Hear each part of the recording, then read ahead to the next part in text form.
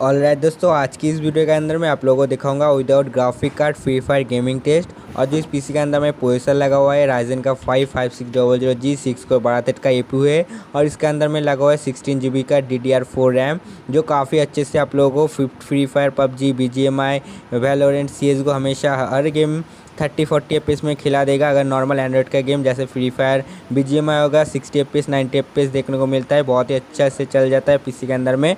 और जो ये जो पीसी मेरा बजट था अराउंड 35,000 में ओनली पीसी बिल्ड किया था लगभग 1 साल पहले। और अभी क्या अगर आप लोग इसका परफॉर्मेंस की बात करें तो परफॉर्मेंस काफ़ी अच्छा देखने को मिलता है। किसी तरह का प्रॉब्लम कुछ भी देखने को नहीं मिलता। एडिटिंग भी काफ़ी अच्छे से हो जाता है इस पीसी के अंदर में।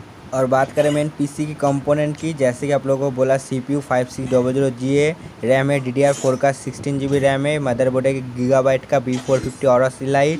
और जो कैबिनेट है एंटी स्पोर्ट्स का 311MT। और इसके अंदर में पावर देने के लिए पावर सप्लाई यूज़ किया है मैंने T550 वाट का 80% बोन्ड सेटिस्फाइड या फिर कुछ ऐसा ही पावर सप्लाई यूज़ किया था, उतना याद नहीं है।